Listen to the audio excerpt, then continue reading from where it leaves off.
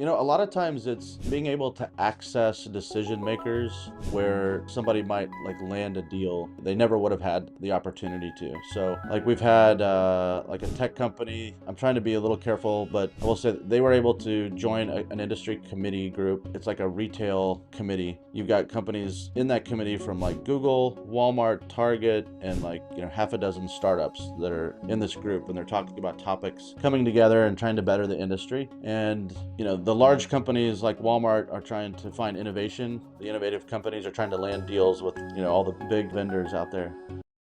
Hi, my name is Demetri Panici, and I'm a content creator, agency owner, and AI enthusiast. You're listening to the AI Agents Podcast, brought to you by Jotform, and featuring our very own CEO and founder, Ida Tank.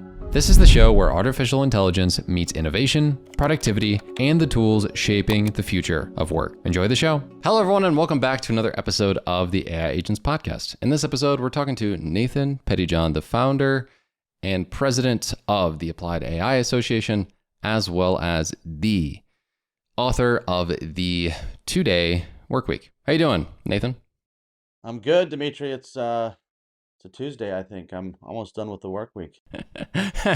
Right? Yeah. So talk to us a little bit about how you got to where you're at. I think there's a lot of different routes we can go with the conversation. First and foremost, I think the work you're doing at your company will be interesting, and then I'd be excited to talk about the book as well.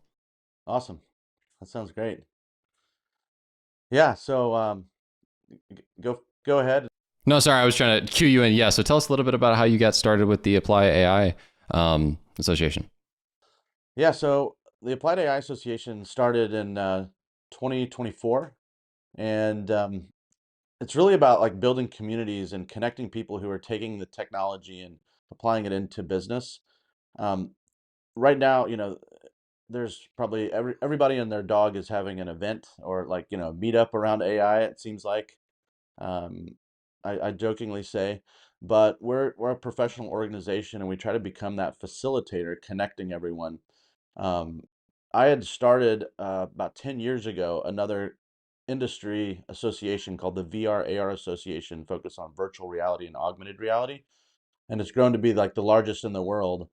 And I saw a need with AI just becoming proficient in every industry that we should be doing the same thing for the AI ecosystem. So we've got global chapters in cities around the world. Just in the past year, we've grown to, I think we're at 16 chapters. They're run by chapter presidents that hold professional networking events about every quarter. And then we've got industry committees that meet on different industry topics, mostly virtual. Um, we put out some industry reports and really tried to just focus on connecting and allowing people to do business, kind of grow, learn, and connect. And it becomes just a really great community. Um, there's always somebody willing to help. Very cool. And you're based out of California, so kind of I guess what do like events and whatnot look like that with this association? Because I see a lot of different events listed on the website. So are they mainly like digital or in person? What does it look like? It's all a mix right now. So we have like a Silicon Valley chapter and one in San Francisco City, and usually we'll team up with some kind of a company that is an AI solution provider, for example, and then they'll host an event. We help market it and push it out and drive more attendees to it and bring everybody together. So um, we had a company recently called Free Pick that had a really cool event in San Francisco, and but panel discussion, kind of a keynote topic. We had a guy named Charlie Fink that gave kind of the keynote talk. He was one of the authors of um, and creators of The Lion King, actually at Disney, and has stayed a part of like digital transformation ever since then. And so anyway, it's a great way to kind of like learn, come connect, and do business together with people. Okay. My question is, how many people like work at the Applied AI Association or are a part of it? Yeah, so we've got like a core team of like 5 people that are, the core global team managing marketing, operations, general management. And then we have independent contractors who are like the chapter presidents that run the different chapters.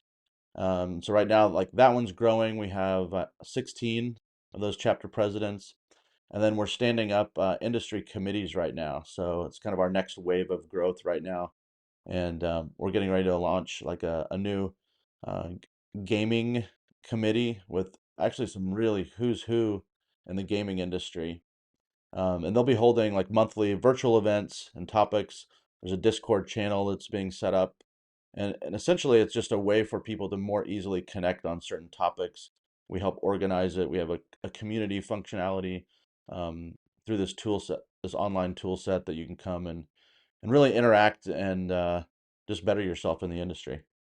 I have some questions about that. What is I guess like gaming kind of connect here with like AI? How does that kind of fall into this? Maybe I'm not seeing the connection with AI and gaming. I haven't been in the gaming world for a while since I quit my World of Warcraft addiction back in 2018, whatever that was. But Yeah, so I mean there's different paths to it, but some of it has to do with like the generative AI creation of 3D worlds. It also has to do with like AI avatars that are interacting in these gaming environments. There's a company called InWorld that you might have heard of that's doing some really interesting things around these AI avatars, and they're baking them into the gaming industry. So companies like Epic Games, even people from Unity, and then all these different like software companies that are actually building gaming environments are tapping into all these different AI tools and technologies. There's even kind of a wave that kind of blends into like the virtual reality and augmented reality space. So, um, creating gaming environments that are like adapting as you go through, leveraging AI in new ways. So I'm not a gaming expert myself, but we're just trying to put the framework around all these teams coming in. And I know there's someone from EA, Electronic Arts, that's kind of part of the advisory board for that committee as well. So there's a lot of different angles, and it's one of those where anybody can come and join those who are a member and actually learn more. And so it's like people like you sometimes that are saying, "Hey, I want to learn more. Let me get involved, dive in. I can jump into like a committee meeting and really start to understand what's happening in that world." okay, and what's the kind of ultimate goal and ethos of what you're doing over there? Like, what would be if you had an ideal vision of what the association would look like? What would that be?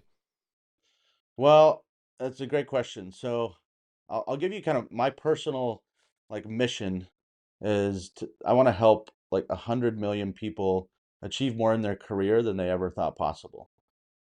Which is kind of a big, audacious, crazy goal, but it creates a path for me to think a little bit differently. And so ultimately, we want the Applied AI Association to be like kind of the de facto trusted global organization that facilitates the industry to get work done, and for people to grow, learn, and connect. And so that's again kind of lofty, but we try to be friendly with everybody in the industry. So we're not necessarily out there trying to do training and workshops, but we partner and create this community so that all the companies that are doing training and workshop can like tap into it and more easily impact all of the community. And so it's kind of that that caused like my personal mission caused me to think a little bit differently, versus like if I said, hey, I'm going to go create a training company, but I want to create the environment to bring together all the different training companies in the industry. Okay, so I haven't really dealt a lot with companies like this before. Are there any other like people that you're kind of I don't want to say competing with? Like, what does the landscape look like in this kind of industry for yourself? Are there other people trying to do something similar? How do you guys like stand out in comparison? I guess that's kind of what I'm getting at with that question. Yeah. Well, yeah, there's different companies that take different paths where maybe they're more focused on, or organizations that are focused on Yes, organization, sorry. like deep deep technology within the AI industry. And so there's another organization that's been around for over a decade that's like hyper technical in focus and bringing together like engineers and talking about the details of like engineering, for example. Then there's other organizations that might focus on like a standards body for the industry and lobbying with the government. And that's not us, but like we will work and partner with those organizations. Like if they're having events, we'll help promote it, and vice versa sometimes. So, a good example is, and this is again kind of a blending of the VR and immersive tech, but also with AI. There's an organization called XRA, and it's called like XR Association. They're doing lobbying up in Washington, D.C. all the time, um, and doing like research studies that help support how government should be looking at laws for technology, whether it's like um, y- consumer protection or just kind of like trade type of laws. And then we'll help go and promote what they're doing and drive people to those events, create awareness around their industry reports and things. So we try not to compete with anybody directly, but be like that broad facilitator. Interesting. Okay. Yeah, no, it does. And what are kind of some of the cool success stories that you're seeing out of the different, companies and groups you're working with? Like, what are some of the like main things you hear that people are benefiting? A lot of times it's being able to access decision makers, where somebody might like land a deal that they never would have had the opportunity to. So, um, like we've had like a tech company, and I'm trying to be a little careful, but I will say that they were able to join an industry committee group. Um, it's like a retail committee. You've got companies in that committee from like Google, Walmart, Target, and like, half a dozen startups that are in this group, and they're talking about topics, coming together and trying to better the industry. And, the large companies like Walmart are trying to find innovation, and the innovative companies are trying to land deals with, all the big vendors out there. And so we had a company that joined one of those, was able to create kind of a relationship with the team at Walmart, and then that led into kind of like a soft approach to like, hey, we ought to be looking at your software. And they landed a deal that I think the first year was like a $500,000 in revenue that they were able to create, and it was one of those where they never would have had the chance if they would have just been cold calling, emailing, um, and so it creates like a soft approach to build trust and credibility inside the ecosystem, and then land revenue generating opportunities. So I would say that's typically what happens. And then also like, if you're trying, there's like such a sea of different companies out there, especially like in the AI world right now. It's like every day there's hundreds of new things that we're reading There's a about. lot. Yeah. And it's so like, how do you break through all of that and kind of get to some decision makers? W- We're kind of creating that environment, hopefully. And then also creating a path to awareness as we grow our audience. What have you found has been some of the best ways to kind of grow that awareness about what you guys are doing? I would say like, so we tap into tools and systems, for example. And I would say, it's a collective mix. So it's things like this, being on your podcast, um, and then being able to create awareness. It's we'll hold virtual events. We use like a webinar tool called Bright Talk, and they actually designed this around a lot of associations. And so we can drive, 1,000 audience members to a webinar talk for a small startup that might not be able to get that word out otherwise. And so, we go out and kind of find some of these tools like a Bright Talk. I think, for example, our our VR association has 14 or 15,000 subscribers just to our Bright Talk channel. And so that creates an awareness opportunity where, and these are all like kind of enterprise executives, decision makers, and they'll gravitate to the webinar, see something, kind of get involved in the association, and then start doing deals. And it's, we've grown the association where we've had over, I think, 1,000 companies that are members of, when you look at both of those associations.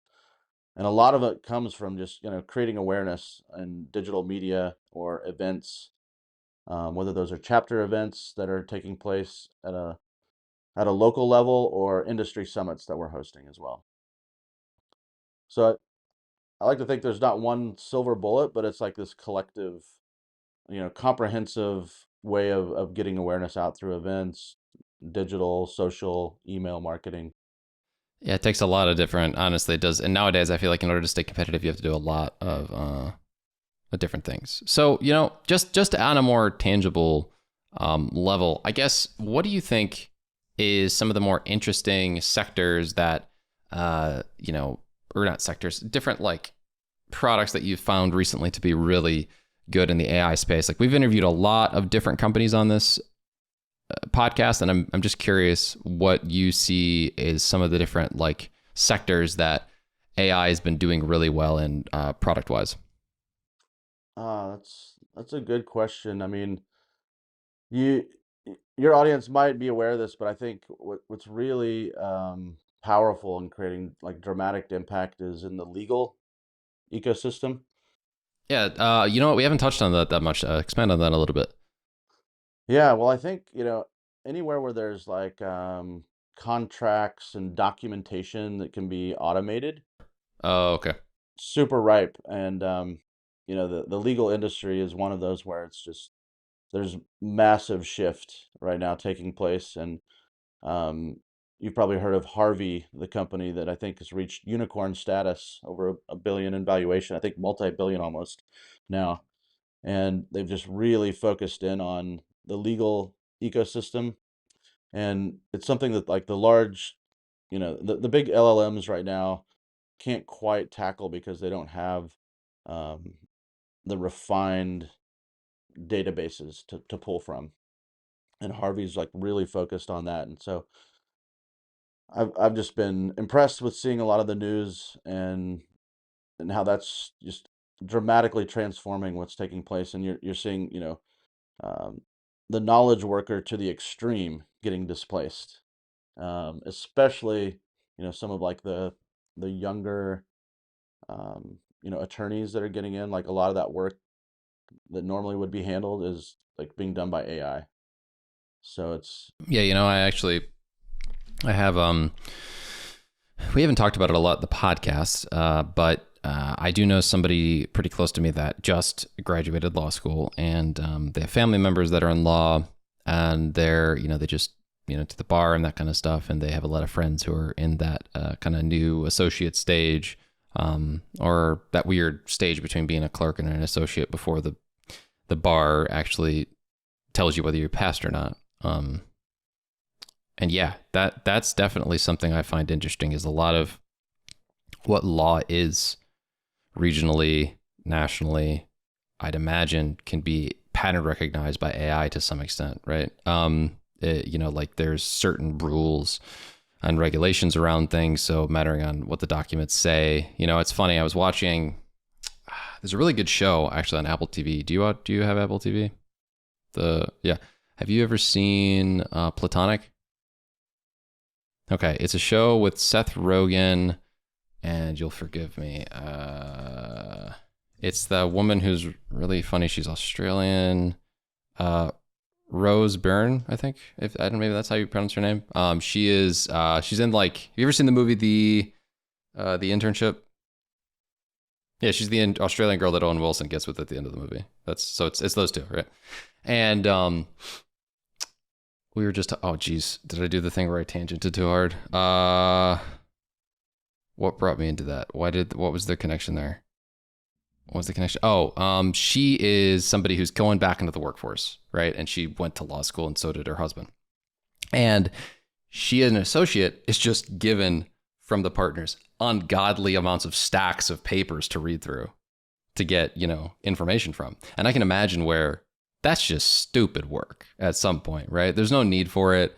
I think it'll be an interesting tangent later on to talk about kind of what your ethos is with silly, stupid, just if-then logic work, and how your book kind of probably touches on that a little bit.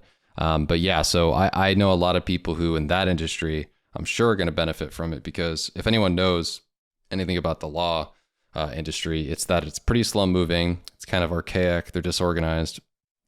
And I think AI might finally be one of the solutions to make cases move fast. Yeah, I would hope so.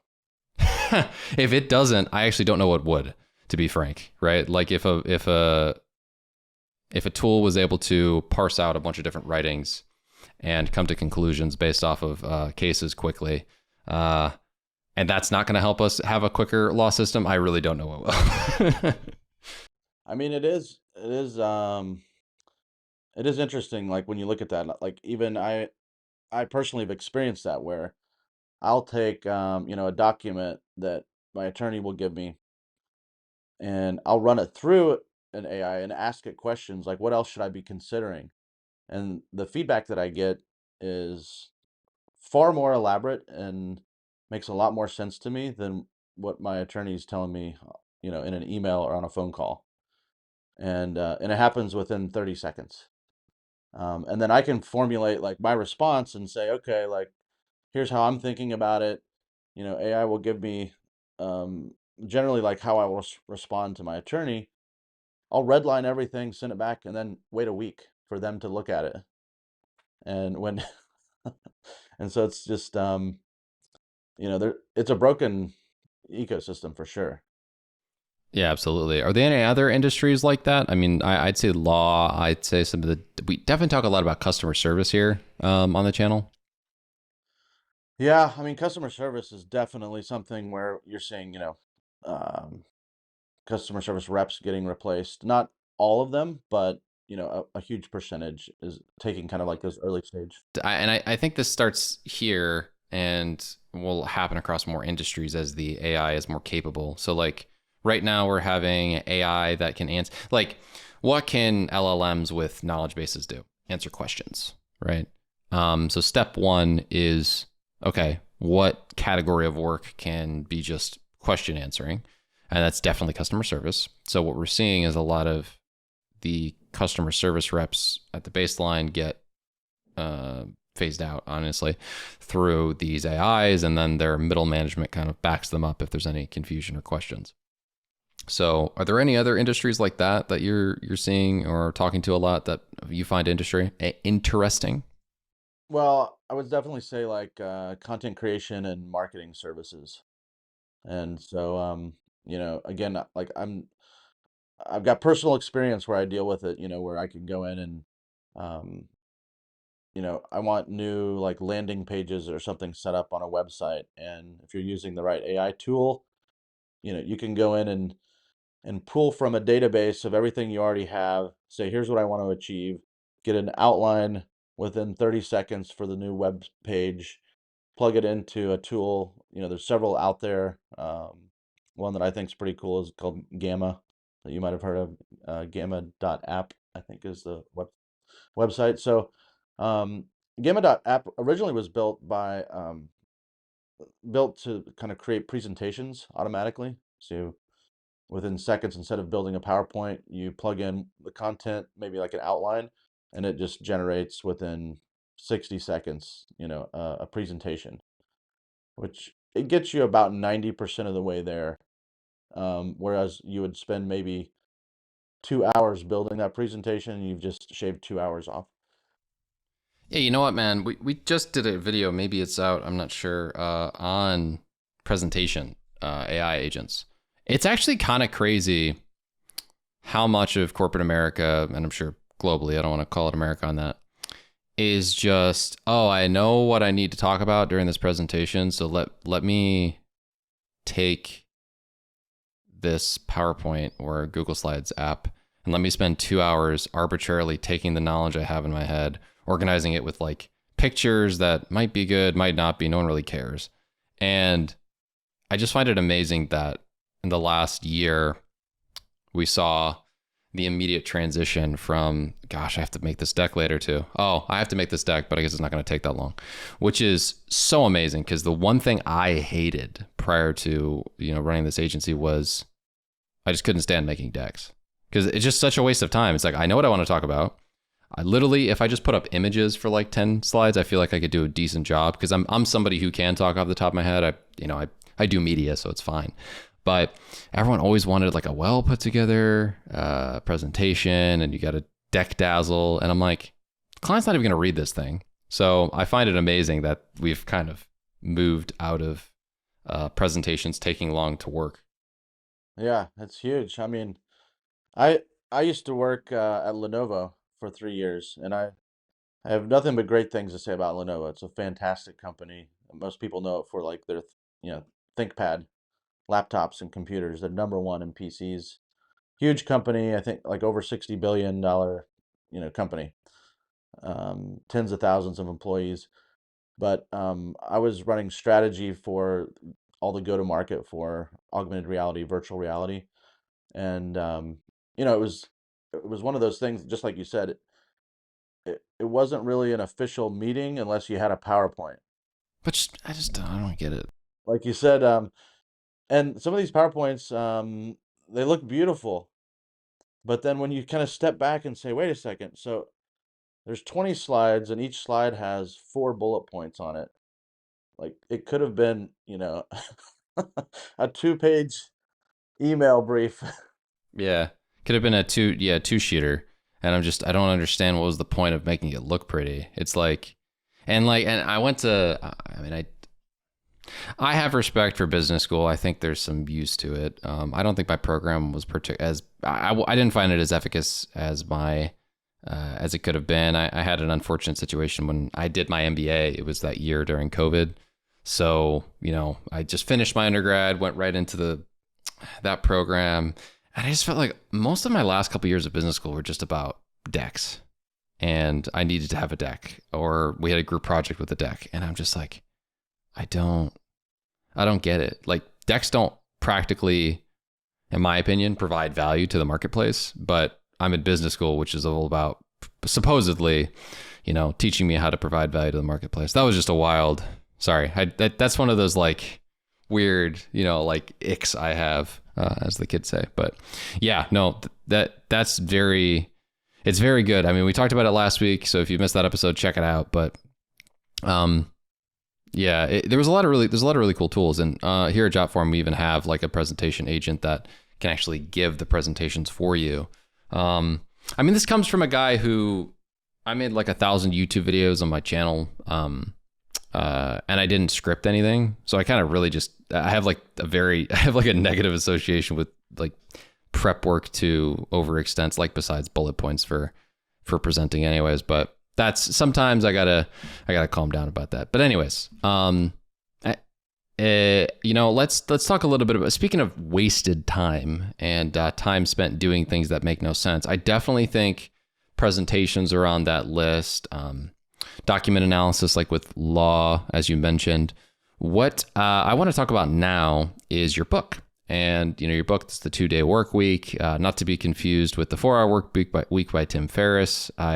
Before we started recording, I was like, it's called the 2-Hour Work Week, and he's like, that'd be awesome, but not quite. We really appreciate all the things these tools do for us. And they save us time with AI now. But I think what's going to be interesting is you talking about your book a little bit, because I think the ethos is something that's kind of lost on this whole adjustment to the workplace. Yeah.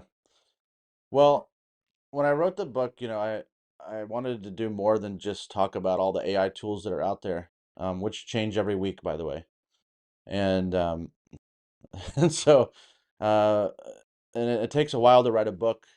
I have a section in the book on how I used AI to help write the book. Um, and it probably shaved 6 months off my time.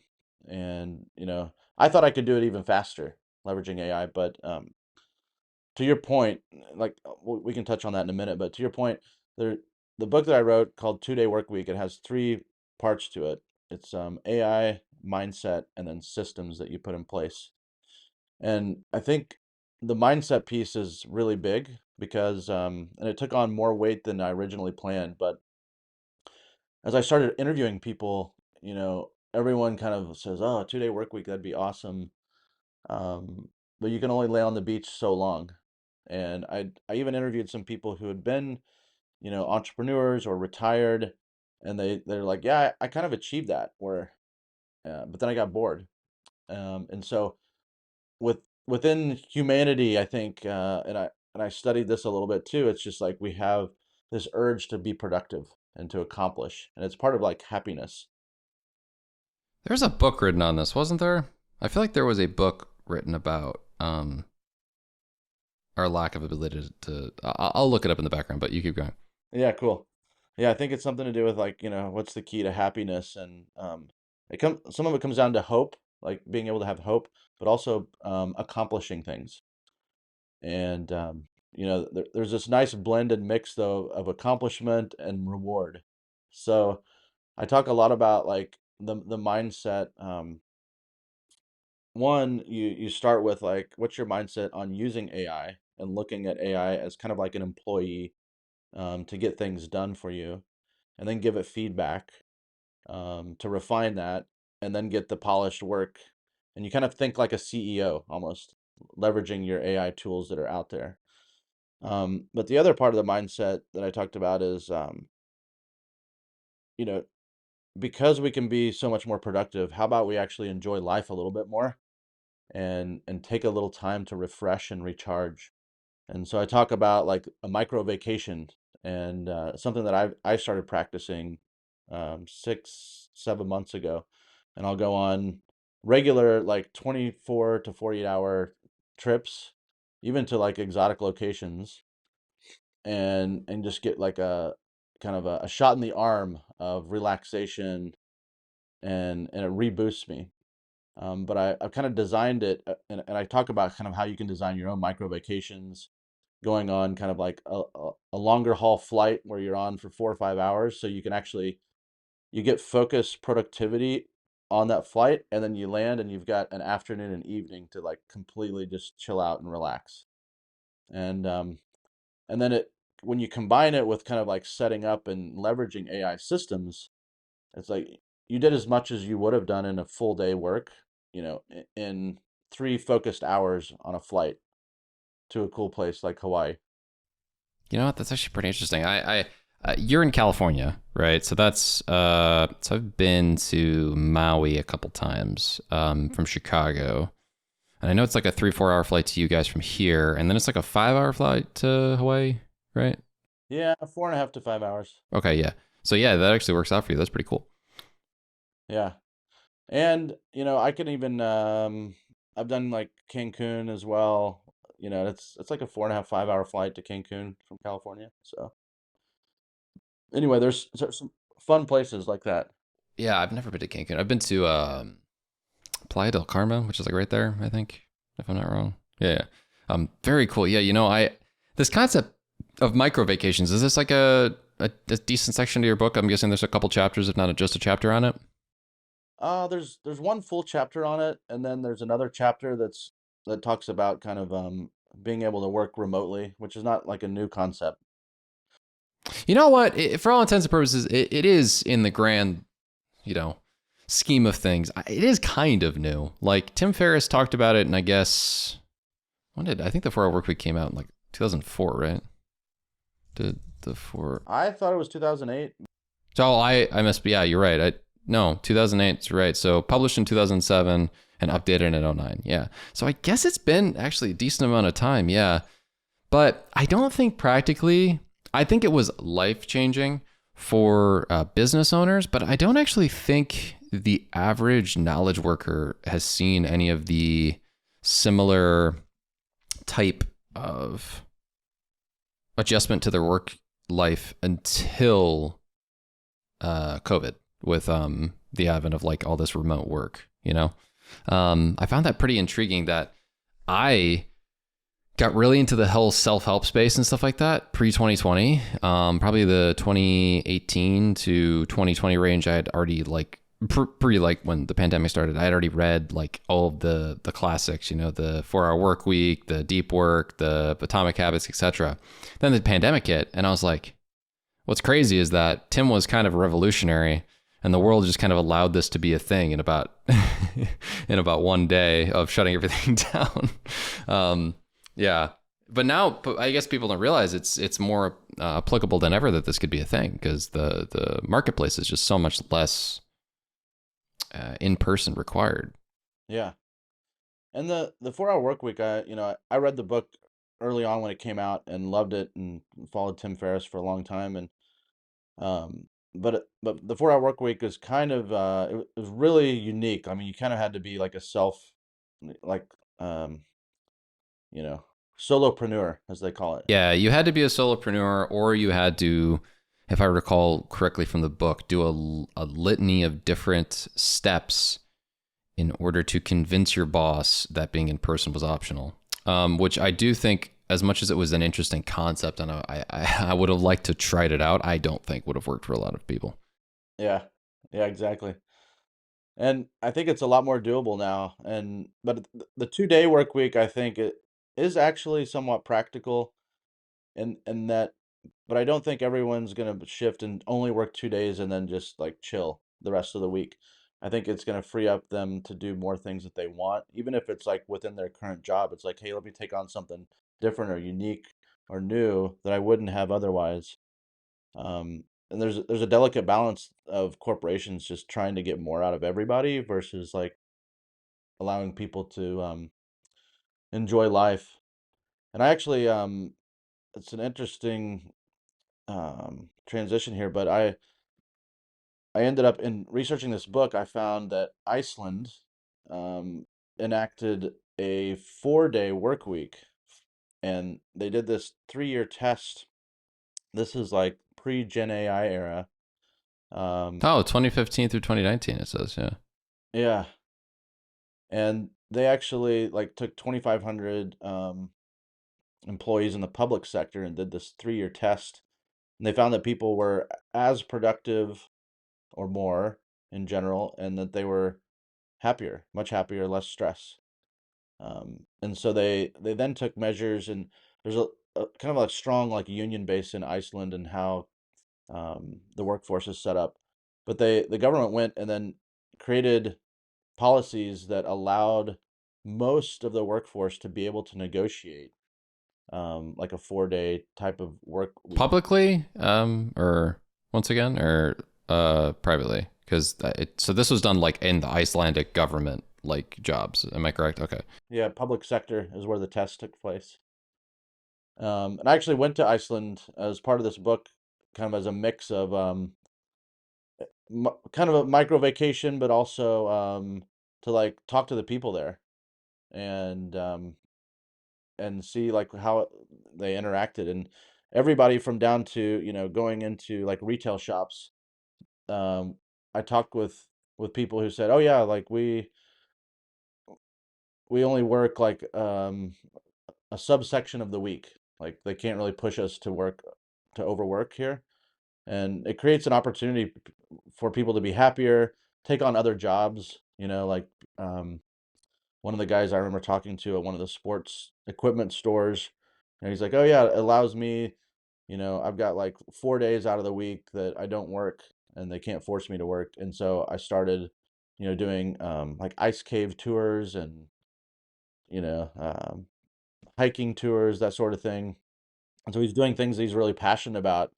And he's like, yeah, and he's like, plus, and now I'm using AI even while I'm in the store to help customers. He's like, I pull up, they have questions on products and things. I'll pull it up on my phone, ask questions, and it's helping me delight, customers on the spot. So it's just interesting to see, like, at every level, you wouldn't necessarily consider like a retail associate as what they categorize as a knowledge worker necessarily, but they're using AI. They're getting the benefit of less work in Iceland, and that's why it's, I think, ranked the third happiest country in the world. Okay. So we can learn a lot. What's interesting about this is I was talking to you about this before the episode started. There was I'm trying to pull up it's called In Praise of Idleness. It's one of my favorite like quotable PDF sort of quick writings. I think it was written. I'm just double checking. Oh, it's a collection of essays first published in 1932. So this is like pre-World War I. Basically, the industrial capabilities of the U.S. and otherwise were improved significantly through what he even called automation at the time. And he's like, man, we've just been blowing each other up arbitrarily for the last 8 years, and we had economic growth technically, and half of our workforce wasn't working. Because I think that was probably one of the first large scale women getting moved into like the workforce because of like wartime needs. And it was just funny. He's like, this is gonna be awesome. We have more economic and like efficiency. We have more workers, so we're gonna be able to work less. And it's been almost 100 years and nothing's happened. So how do you think that? Well, obviously some things have happened. We do have better work-life balance than in the 1930s, but he was arguing for like a 4-day, 30-hour, 20-hour work week back then, because I think it's one of those things where competition is one of the great things that drives economic growth and stuff like that. But the truth of the matter is, if we weren't as competitive all the time, we all could work less. And, it's a bit arbitrary, the level of work that we do right now. As a country and just globally. So my question to you is, your book, right? If you had two questions. One specific piece of advice that you'd like to give everybody, and what they'd probably glean from the book to give them a teaser, what would that be? And secondarily, how long do you think until, at a large level, not saying whatever impact the book has made isn't an impact. I just mean like, on the macro. Do you find that people will actually start implementing, time savings from technology to actually get, a shorter work week in their life? Because I'm sure there will be people who read this and will have a big impact on it. But I just think at a larger scale, when do you think that'll practically happen for all? Yeah. Well, to start with, kind of like what's that one thing that I give people? I have this kind of philosophy that I sprinkle throughout the book, and um, it's create time, think big, and break rules, and do it all at the same time. And that's how you can kind of achieve this 2-day work week phenomenon. And it's creating time is like actually going in and using the tools that are there now, like especially for knowledge workers, to truly create and free up time. But it's then also, you've got to think big and break rules.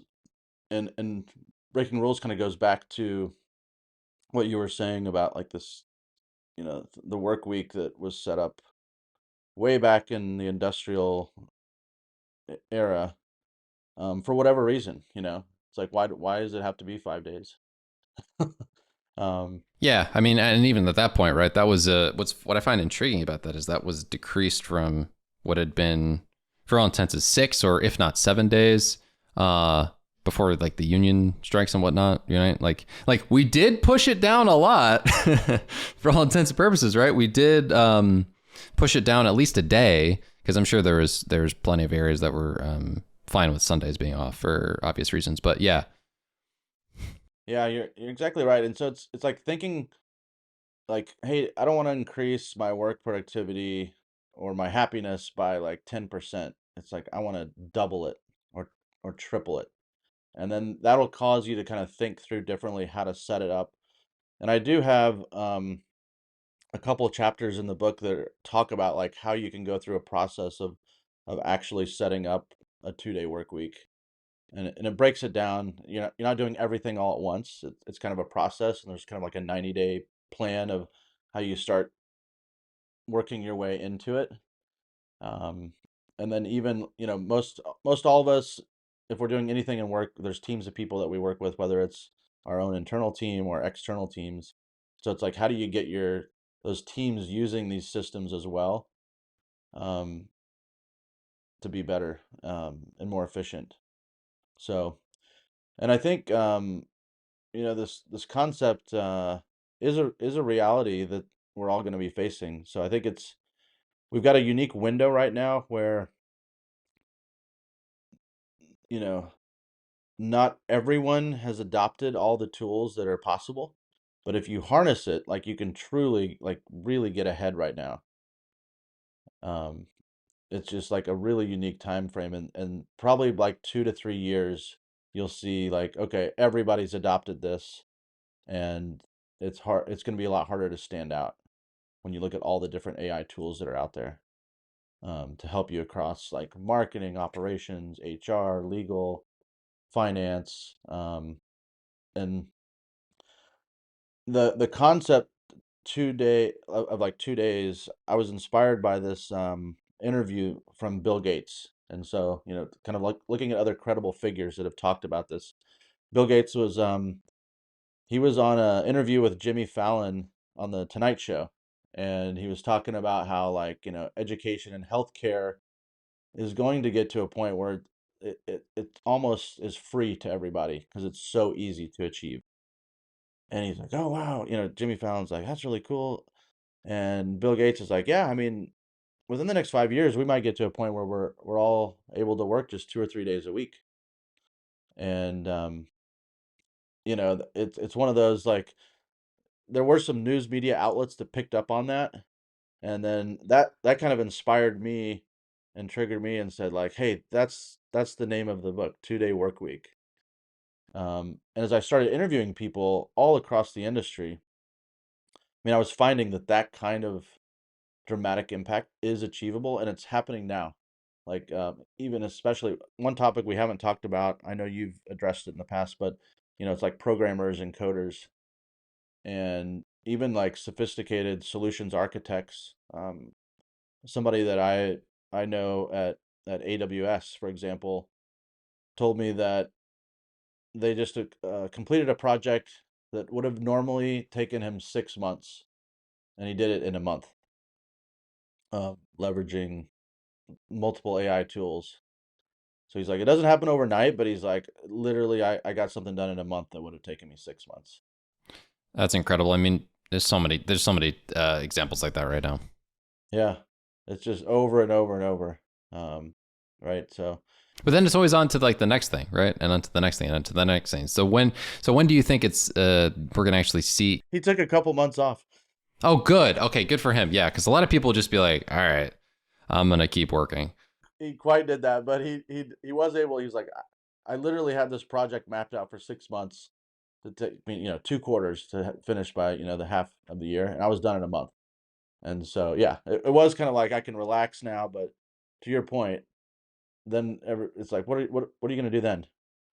Yeah, but I mean, like, and in my opinion, obviously everyone has the ability to do what they want, and if they're gonna find value in that, sure. But or I guess like life fulfillment in that, sure. But I think most people are lying to themselves with the answer of, oh, more work equals more fulfillment, um, at some point, right? And I think a lot of us would kind of be benefited by this concept of trying to reduce work and do a little bit more of the things that fulfill us, whether that be, I mean, health is a big thing in the country right now, mental and physical. So I think if, for me, I could spend more time on those categories rather than working as much, I definitely would.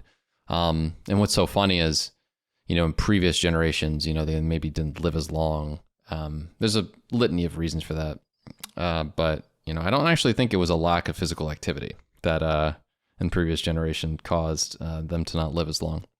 Because I tell you what, we sit. They say sitting is the new smoking, right? Is that like the new saying? And I just think most activities people would find themselves in would be pretty healthy, and they'd find themselves happy. I know for me, I just felt like the summer flew by and I didn't spend a lot of time outside, and that's not something that should be happening with, like, we spend less time working because of all these new AI advancements. So, it's hard, right? It's an important topic though you bring up, and like you said, physical activity can help your physical health. I do have a chapter on it too, talking about, um, but it's more about like physical activity and exercise for your mental boost and the dopamine effect, and then what that helps you do is like create these like hyper efficient and productive boosts of work that you can do. And so like you know, there's many ways to achieve it. My suggestion and what I like to live by is like 6 days a week, 30 minutes of exercise and kind of a mix of cardio and weightlifting. And for me, I find that it boosts my mindset. I'm more positive. I think clearer and faster when I do it. And especially like if you combine all of it together, like you can be super productive and then take some time to relax that you might not have otherwise had. And there's all kinds of like studies and science to this about how, if you look at the average work week, the actual productivity that comes out is probably about 30% of the week is when you're getting most of your work done. Everything else is a distraction. Yeah, I don't disagree with that. I think there's some nonsense. I was talking to one of my employees today, and I basically was like, all right, here's the deal. You have a lot of things that come up. He kind of works as a client success manager, right? And whether it be through internal workings on the team or, with clients, I'm like, hey, buddy, let's be honest. You have a lot of urgent but not important things that come up. People messaging you about this, that, or the other. You want to save your time? Here's my suggestion. In the morning, you're going to log in, and what you're going to do is you're going to do two 45-minute Pomodoro sessions, and he's supposed to do some sales stuff. And I'm like, do that for two 45-minute like sessions with 10-minute breaks. All right, you're going to sell for like 90 minutes basically, and that's going to be the best ROI I think of the day. And then when you come back to your Slack and your email, what you're going to do is if there's something on the team where someone's confused or, there's an issue, you're going to actually put the question on them to be like, hey, so this didn't go well in the sense that you messed up XYZ way. How do you think we can solve it? And magically, you're going to have like so much more of a productive day because you're putting the brain solving power of, hey, what do I do to fix this problem on the person who messed it up in the first place? And they'll probably get half of the way there. And then you're focused on the thing that is important first thing to start the day. And magically you might have time for another selling session later. So, it's all about kind of how I got really good at this because my obsession prior to this AI stuff was just like, how can one be productive? What does that look like? How do you save time? Like I said, 4-hour work week, atomic habits, all that stuff. And I think, earlier on in my content creation, I kind of spend a lot of time not trying to be rude, but acknowledging the lack of efficiency of workplaces. It's very annoying as a business owner when I see it, but I just kind of like take it for what it is at times because most people don't actually work that much, like practically speaking, like you're saying, out of the work week. It's a very intriguing sort of thing. So what you're proposing might sound radical because people are like, oh, what? People can't work 2 days a week. And I would say as a business owner, and as somebody who's read the literature on this, people are only working 2 days a week. Like, not to be rude, but they are only working 2 days a week. It's just a matter of how we frame it to be. It's like, oh, I work 40 hours a week. No, you don't. You work like you work like 16 and a half, maybe. That's the literature. That's what it says. You open up your Slack 28 times in 62 minutes. So you think you were working, but it's just like dopamine hits. It's like saying to somebody, do you feel like you relaxed today? It's like, oh yeah, of course I did. I sat around and, I didn't really do much. I'm like, no, you scrolled through like 800 reels today and opened your texts for 6 straight hours. That's not relaxing. That's a bunch of like micro interactions that stress your brain out, but you just feel like it was relaxing because it wasn't work. But I'm like, no, not really. So when you read the literature on this stuff, 2-day work week actually doesn't sound crazy because it's like, no, people don't really relax and people don't really work based, and not saying that they don't spend the time sitting in the area of their home where it could be work or relaxation, but the actions they're taking are actually not the thing that they're saying they are. You know what I'm saying? Yeah, for sure. It's like saying, for example, do you watch baseball? Okay. All right. Well, that'd be like saying, well, I don't know if you're a Dodgers fan because you're in California, but I feel like if you're not, but anyways, that'd be like if that'd be like if you're a DH and you're like, what do you do for a living? I hit. It's like, okay, but you're batting like 100. It's like, yeah, you stood at the plate and swung like 100 times, but you didn't really hit anything, did you? Like, you know what I mean? So that's kind of what's happening. A lot of people sit at their desk and they're like, oh, I was working. It's like, you kind of multitasked and scrolled. But anyways, that's a rabbit hole. I could go on that rant for about, yeah, I could go on that rant for forever. But yeah. And I think you know, I've I think uh, everyone needs to think AI first. That's kind of like just a little phrase that I've heard and I've started using.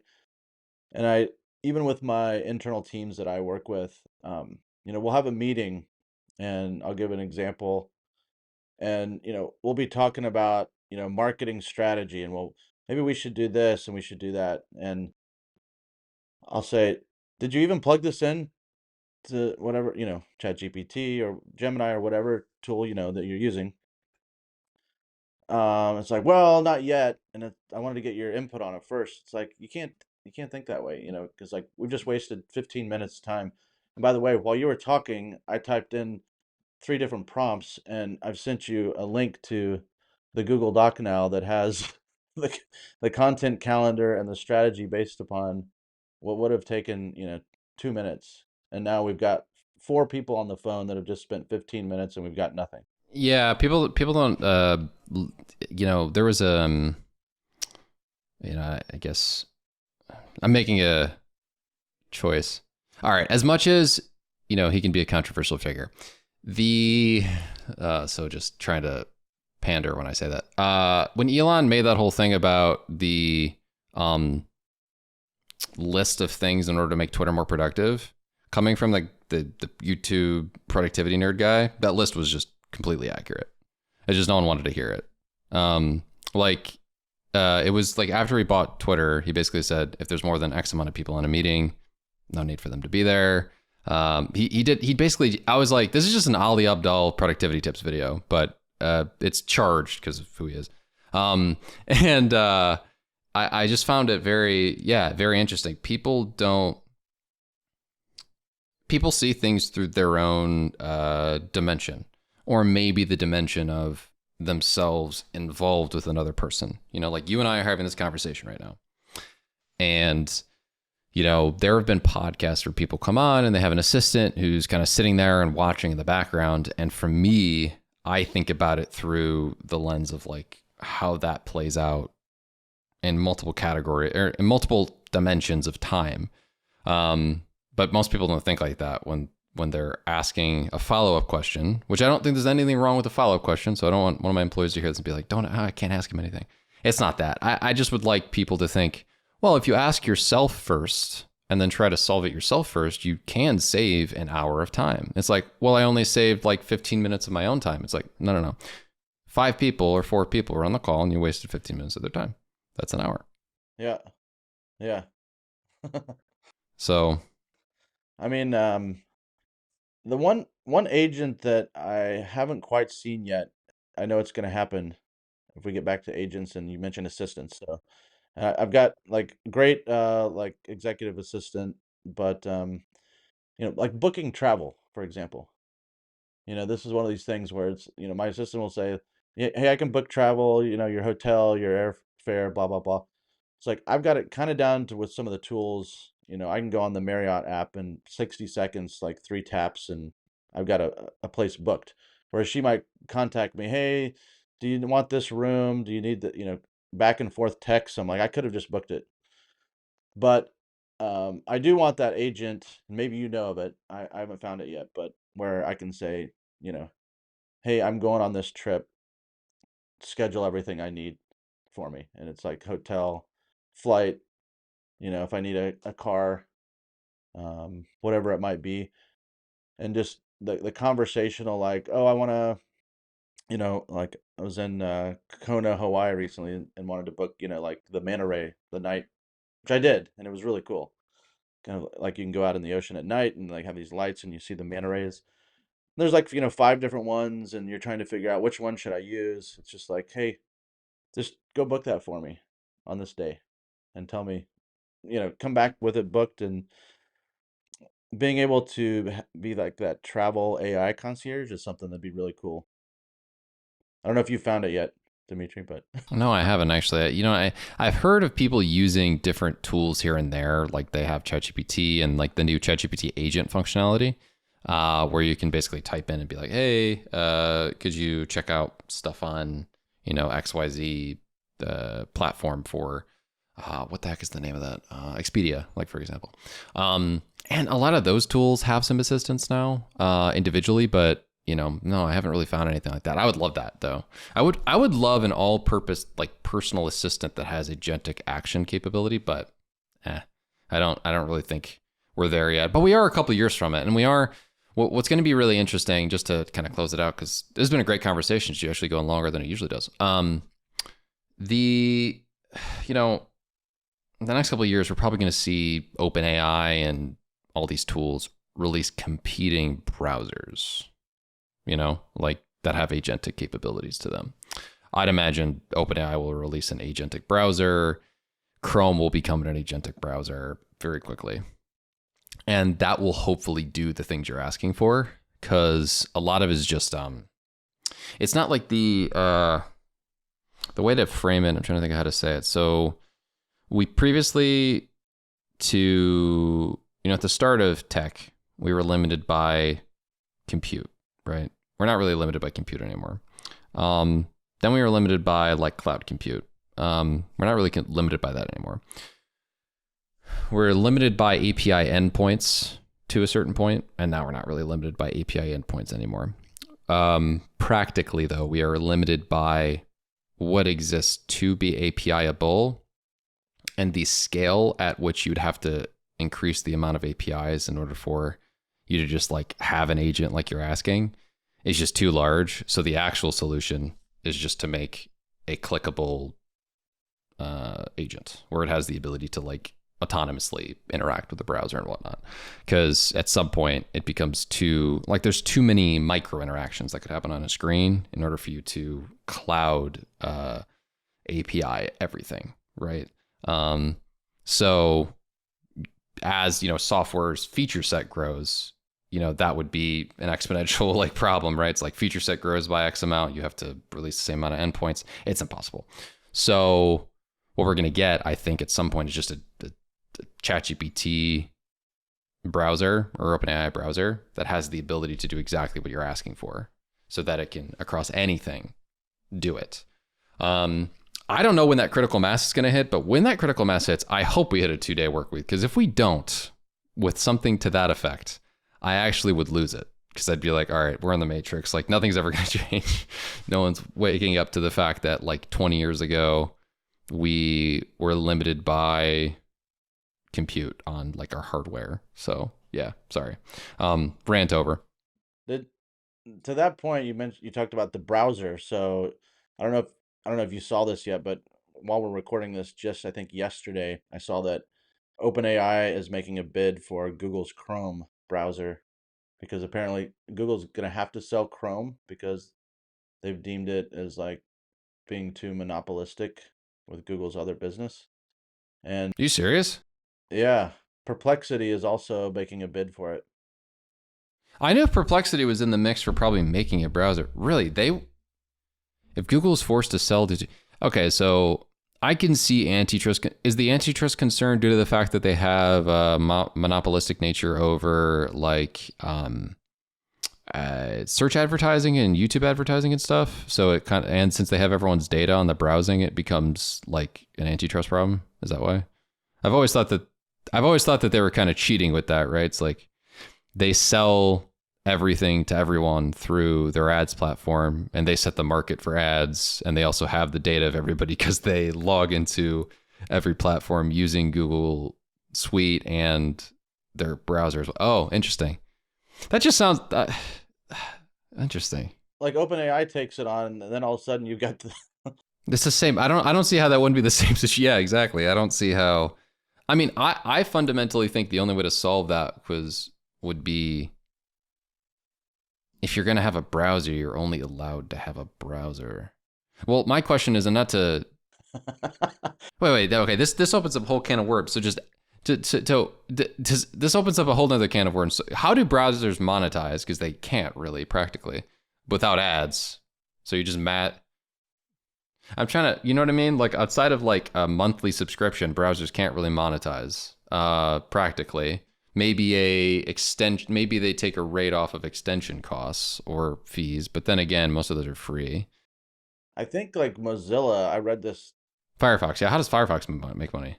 they sell, so like Google pays them, it's a crazy number. I'm probably way off here, but it's like 100 million plus a year to be the default search Oh, engine the in default the search browser. engine. Okay. Yeah. So, I mean, that's one way. Yeah, but okay. So not to say that. Okay, last thing. This is actually pretty funny. So how does Edge not get required to be sold either? Because obviously, I understand that they're doing it at a smaller scale. However, the size of Microsoft as a company is comparable to Google. Anybody who's used Edge understands that it's based off of the same Chromium infrastructure. I use Edge instead of Chrome, and I'm a nerd, which is funny because I actually think Edge is similarly capable, if not better. It's like my preference, actually. Has been for like 3 years. And they own a similar amount of ads traffic on the search side. Well, they have a monopoly over obviously or their own big engine search. So I'm just trying to, you know what I mean? Like how does this opens up the can of worms for Microsoft? Wait, but doesn't Microsoft have a significant bid in OpenAI? Yeah, I believe so. Yeah, how does that not become a problem? Yeah, how does that not become a problem? Because they own the other big browser. So yeah, that's interesting. That is a mess. And then you get into like the other category of all the big LLMs, and I've had this discussion a few times where it's like all these other, companies are probably just going to eventually get folded in, or they're going to just get wiped out when OpenAI announces like, hey, we've got a tool to integrate X, Y, and Z, and they just kill off 10 companies that were already doing the same thing. So, because when I interview and talk to a lot of people, most people are just using, the main engines out there, like ChatGPT. Yeah, ChatGPT, Claude, Perplexity. Yeah, I find that interesting that, I think micro SaaS or micro agents and like AI tools that are going to have specific uses are going to be around for a long time. But anyone trying to compete with OpenAI or Claude or Perplexity is wasting their time. So yeah, I don't know. Or Gemini, obviously. And that's a whole other thing.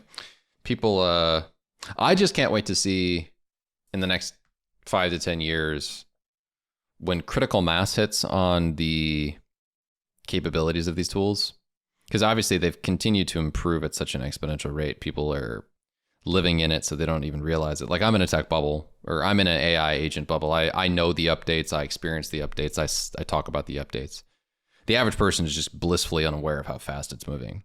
So, like image generation was god awful 7-8 months ago. OpenAI released their, I should rephrase that.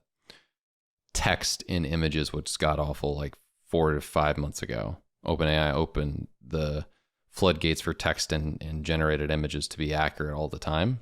And the next thing you know, it went from it can never get anything right to it's always right, which is incredible. And I just don't think anyone can predict what's going to happen in the next couple of years for these tools. And I gotta maybe make a video on that. I'm very intrigued to see what would happen if OpenAI actually buys Chrome. That would be wild. I'm trying to wrap my head around it. All right, well, Nathan, you know what? I appreciate it. I think It's one of those things where we probably could ramble forever. So last thing, let's just ask you one final question. If you had to plug anything on the planet for the audience to go check out and where they would check it out, the floor is yours. Yeah. Cool. I would say check out the 2-Day Workweek book, just because it encompasses so much. I've got it here. I'll hold it up. My it's flickering here, but and then the best way would be, I've got a web page for it. But I would say if you go to just my website, nathanpettyjohn.com, it kind of encompasses everything that I'm doing. So if anything has resonated in this podcast, like it kind of talks about the book and the VRAR Association, Applied AI Association, the consulting agency, and everything. So, and it's just nathanpettyjohn.com, and check out the book. Awesome. Well, make sure to go to nathanpettyjohn.com. Thank you so much for... And I'll get you a book too, by the way. Okay, you know what? That'd be awesome. Yeah, I do. I actually find this stuff pretty intriguing. So we'll talk offline about that. All right, everyone. Thank you so much for watching this episode. We appreciate it. And we'll see you in the next one. Peace. Thanks.